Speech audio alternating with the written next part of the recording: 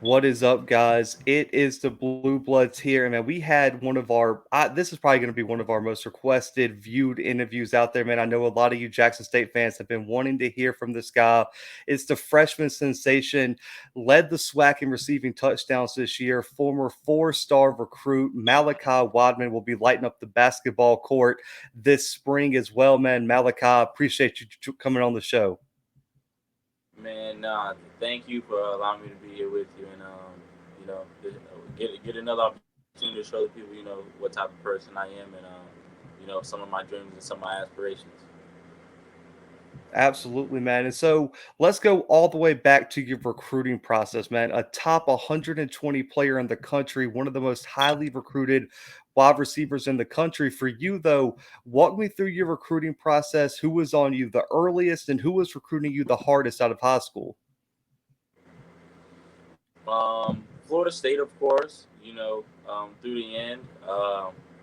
Ole Miss, Tennessee, Oregon.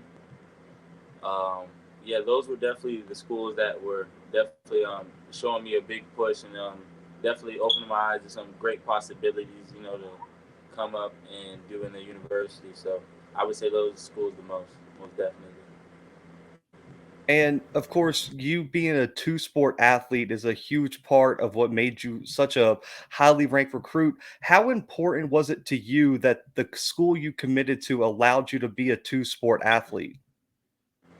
Um, I feel like that was what was most essential and the most important to me, to be honest.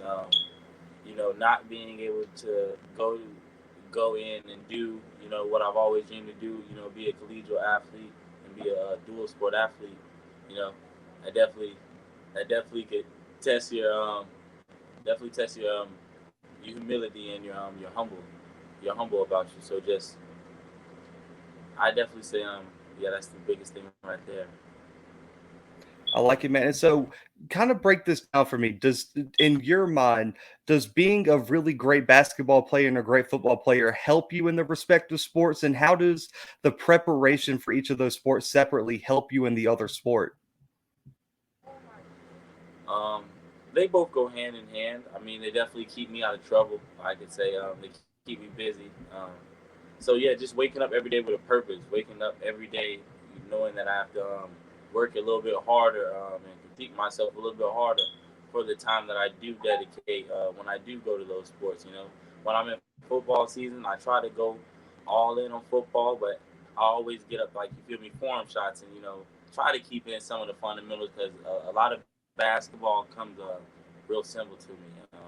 I feel like, especially on the defensive tools and the defensive scheme of things. But for as far as how they go both hand in hand, fades remind me of jump balls and lobs and everything else. So on the football field, transitioning to the basketball court, I can't wait.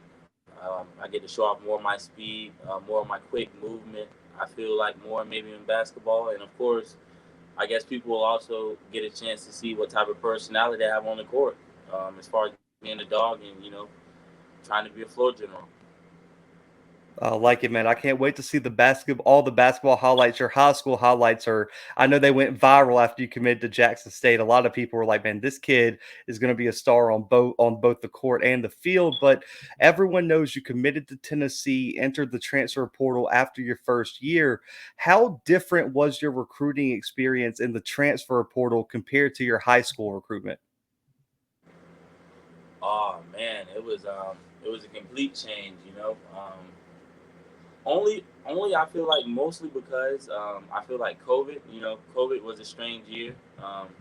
COVID gave fourth and fifth year seniors, I believe, an extra year, which like pretty much restricted the amount of scholarships that they could give out the next year. You know what I'm saying? So just having to deal with that, and also getting into the transfer portal so late in the so late in the picking season, just really a tough predicament to be in, to say the least. I agree, man. And so, as is well known now, everyone sees the background, knows who you are in the SWAC in the country. Walk me through what factors led you to take your talents to Jackson State. The opportunity. Most definitely, the opportunity, the network that I've started to even build, just being there in a small time. But Dion was somebody who always had a lot of passion for, a lot of love for, just as far as respect to the game, like playing on Madden and playing and stuff like that. That's the go-to guy. You feel me? Prime time, prime time.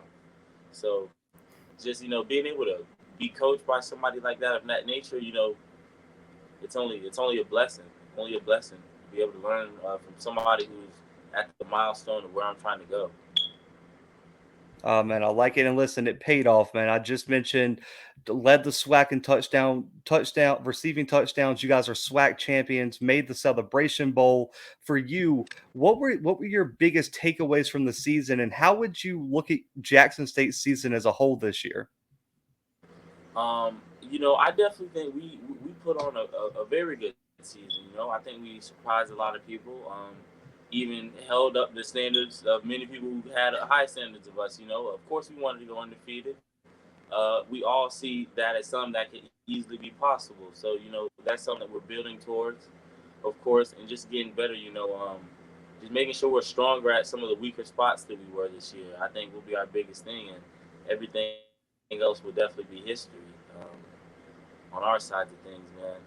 But I think we put on a very good season. I think towards the end of the season, we learned a little bit more about ourselves, and every lesson's only a L if you didn't learn. So I'm ready to Uh, do better next year and run it back all the way to um, nationals. I love that quote there at the end of that. That was a good one. But for you, man, more on a personal, individual level, I was in Huntsville when you kind of had your breakout game in the Alabama A&M game, and it was a big moment. And I was screaming since week one. I was like, the fact that Malachi Wideman isn't being used in the red zone was aggravating me as an analyst. I was like, just throw it up. The kid is bigger than everybody. Give him a shot to go shine. For you, what would you get? What grade would you give yourself for the 2021 season? Uh, Me personally, I would say C plus, maybe, if I'm being generous to myself, just because I know that there's a lot more production I could have had out there. You know, um, that's just something that I'll grow to be able to do. I feel like capitalizing on my opportunities. As I get older, I just realize how more important each and every opportunity I get is. So, just attacking it like that will always, I feel like keeping on the right end of the stick. Man, I like it. And so, one of the biggest storylines out of Jackson this year was the offense and the offensive coordinator change to TC Taylor midway through the season. For you, how tough was that on the offense as a whole to switch play callers, to kind of switch what you guys were doing? Walk me through how the team handled that. And was it personally hard on yourself? No, I don't think it was personally hard on me per se. I'm not sure as far as how much it affected our quarterbacks or some of our some of our linemen as much. But as far as I'm concerned, our team didn't really get affected by the change of plays because even though it was a change of plays, I mean, a change of OC, it wasn't much of a change of like all plays. Like they were all plays that we already had practiced. It was just a matter of the coach really calling them. So just getting a change in that. Sometimes it could definitely work good for the team. Sometimes it works bad. But just finding out what works is definitely what we're trying to do. It worked out for you guys. That points per game average skyrocketed after that change, so it ended up working out. But for you, we saw a lot of freshman and sophomore success at Jackson State this year, including yourself. Of course, Shador winning the Jerry Rice Award at the quarterback spot. There were some key freshmen on the defensive side of the ball as well. What are the keys for Jackson State? How were so many young players able to come in and be so successful right away at Jackson State? Well, I think it's just easy to say that if you're doing your job and you're doing it at a high level, Coach Prime is definitely going to take note of that and take keen to that. Coach Prime watches film from as far as the scout team to the third team, fourth, fifth team, how many ever you want to call it. Like Coach Prime takes film very seriously because he feels that whatever you show in practice is what you're going to show in the game. So just the younger players just being the ones that execute at a higher level more, just really just got the opportunity. And Coach Prime does a good job of, you know, playing some of the better guys for that position and playing the talent, the young talent. Absolutely. And speaking, That yeah, and speaking of Coach Prom, what is it like playing under such a legend of the game? You mentioned, he's been at the pinnacle, he's been at the top. What is Coach Dion Sanders like as a head coach behind the scenes when we don't get to see him? Even though there's a lot of access, what is his relationship with the team, you and the players like? um, he's like someone who he's a mentor. He's shoot a coach, but we all know Coach is a father. Like we've all seen him at different times, especially when he was hurt.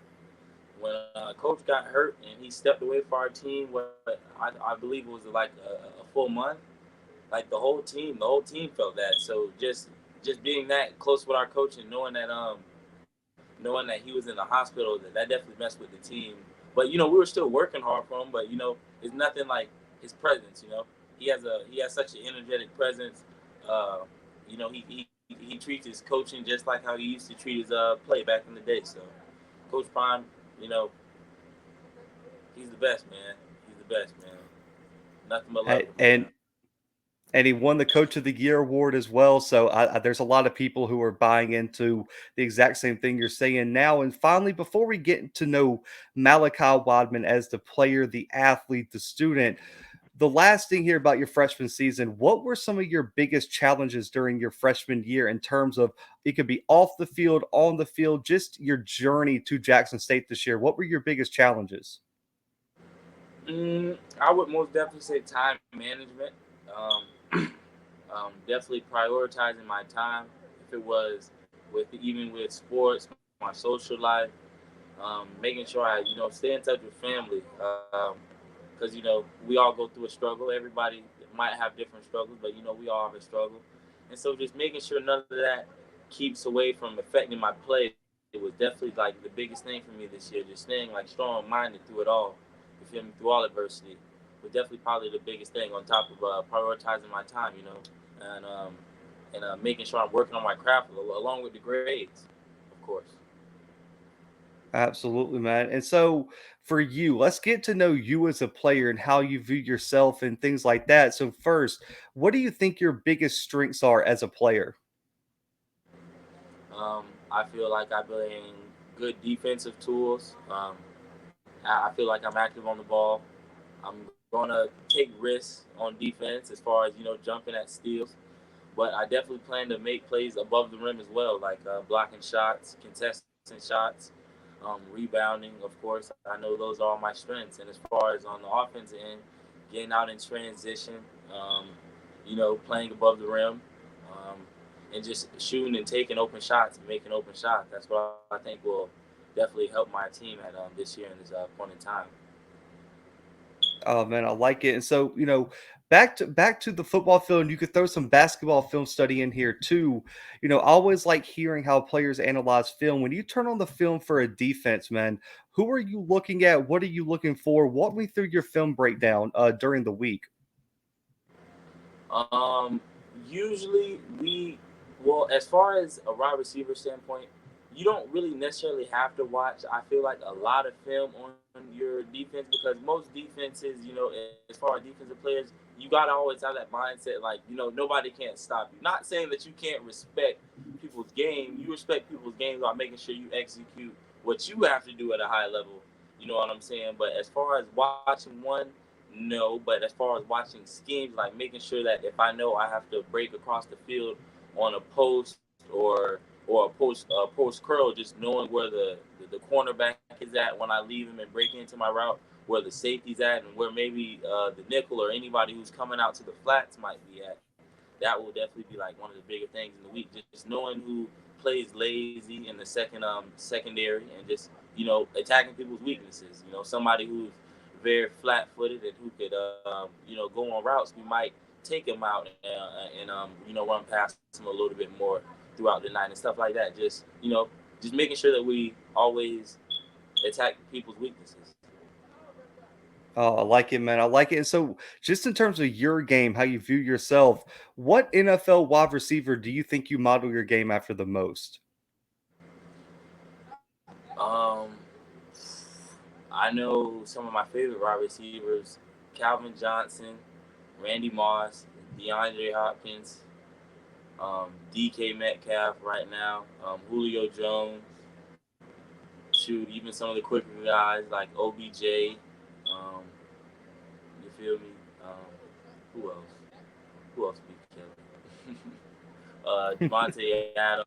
You know, just those. You know, those type of. Even CD Lamb surprised me, and Justin Jefferson and Jamar Chase. Like all those young guys. You know, all those young explosive guys. Just watching their Oh yeah. footwork and how they work. Oh man, I like it. And then on the court, man, if you had to pick an NBA player that you think you resemble the most, who would you pick? Hmm.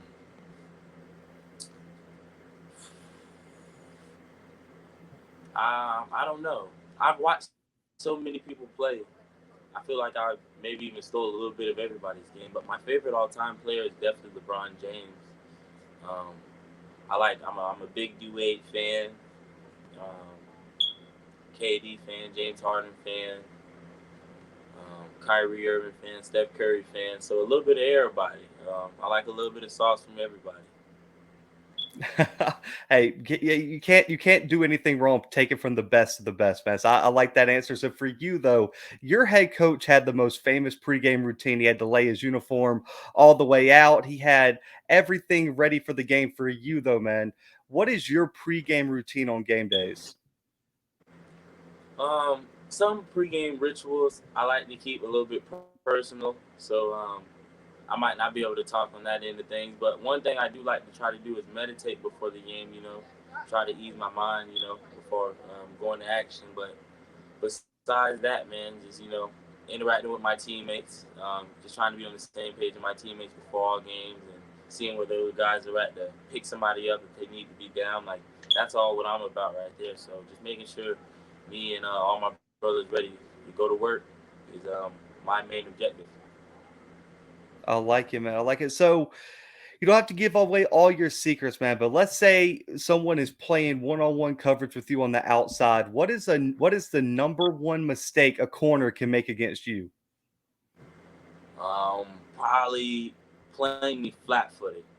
Playing flat-footed just because it's so easy to make any route on you when you play flat-footed. I feel like when somebody's playing flat-footed, you could still beat them with a slant if you run it flat enough, and you could easily run past them on any fade or any go or any route that's really running past them.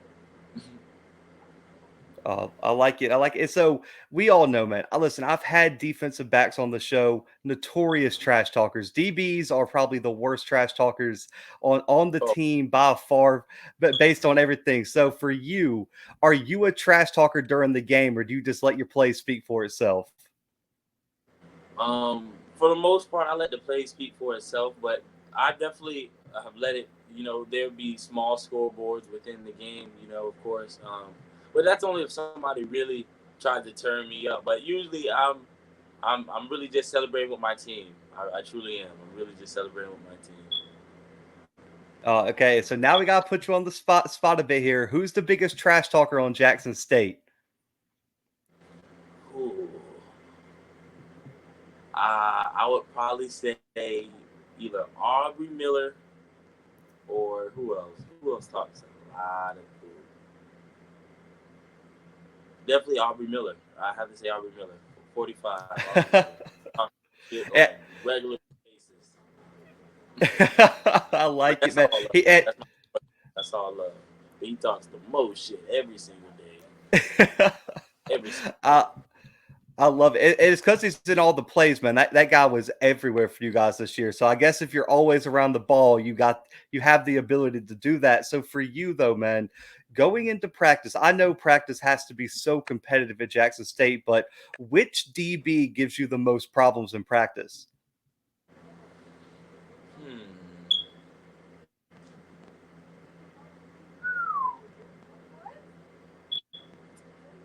I don't know. I don't know if it's necessarily either one, but I would say there's been a couple of DBs that made some good plays on the ball as a whole. CJ, Nugget, Al. That's about it though. That's about it though. That's the only that come to mind. Even relatively, you feel me? Yeah. It slowed me at that point in time.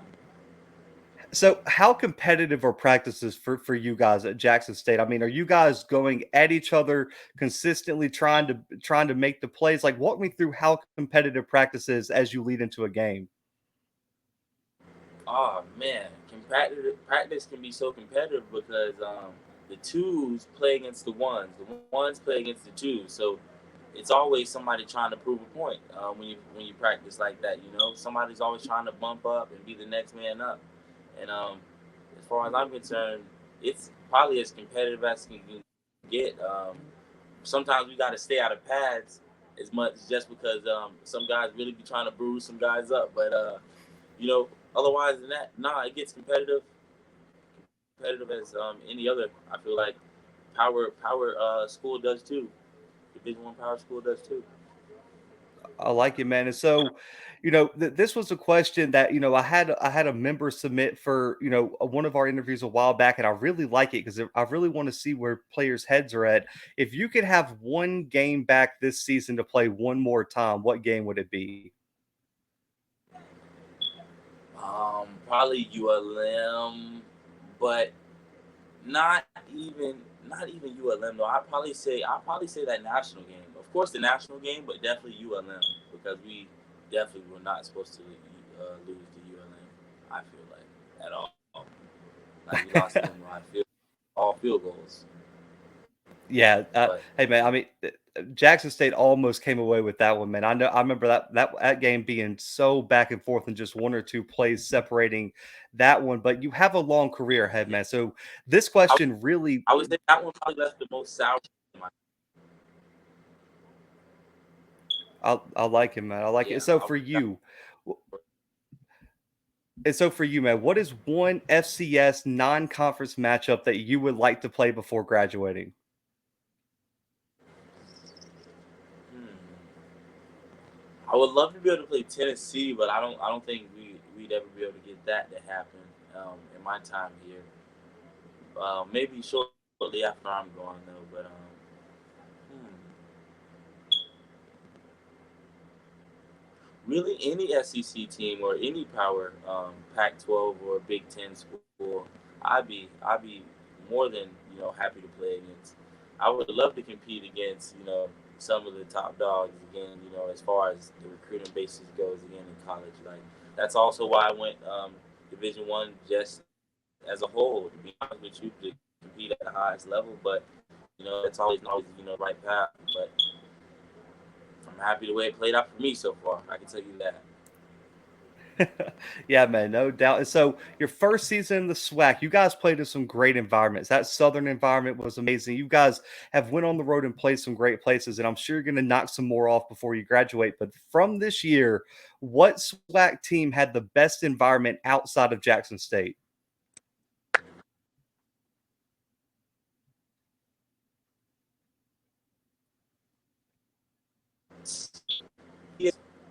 TSU's nice. Alcorn was nice. I would, but we play Alcorn at Jackson though, so I can't even give Mhm. them that credit. Um, Probably TSU though. TSU was Uh, swole in Memphis. That was swole.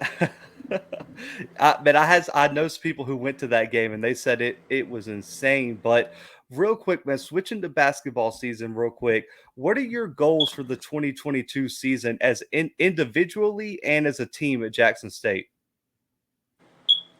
Yeah, man. Some of my goals for this year are definitely to win SWAC Player of the Year. Definitely going to try to come in and be a truly a big difference maker on my team. Like I plan to do all the defensive tangibles and offensive tangibles, to do so.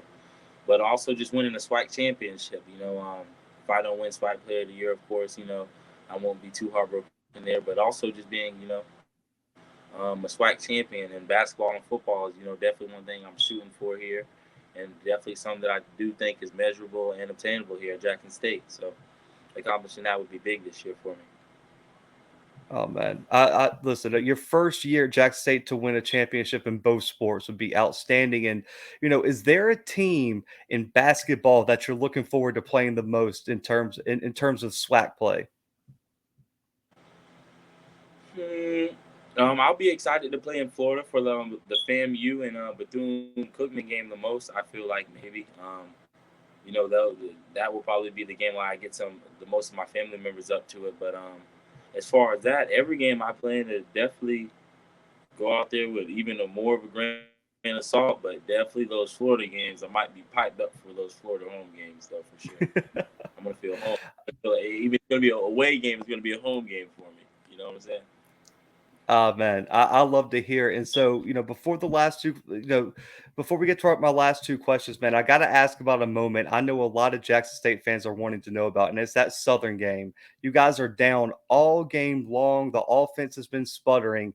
You get the huge over the top touchdown for you guys to escape with a huge win on the road. Walk me through that play call, what you saw on your game sealing touchdown, man.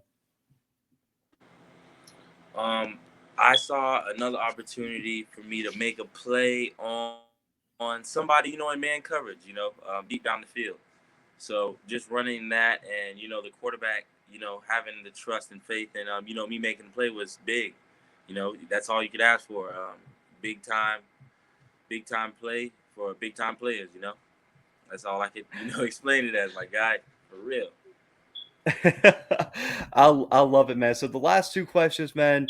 First, what keeps you motivated year in and year out, man? I mentioned top 120 player in the country, go D1, lead the SWAC in receiving touchdowns. You get all the accolades, all the praise. What keeps Malachi Wideman coming in, game out, motivated? I'm family oriented, so I feel like my family just keeps me motivated. They're constantly on my mind, constantly getting me motivated, getting me to jump out of bed in the morning. So just my family being some of my biggest supporters, man, through it all, and some of my teammates and some of the connections I made while being at Jackson State has been so deep. It's been able to enable me to excel at a level that I didn't know was possible quite for me this early. But I'm excited. I'm excited, and very motivated. Very motivated.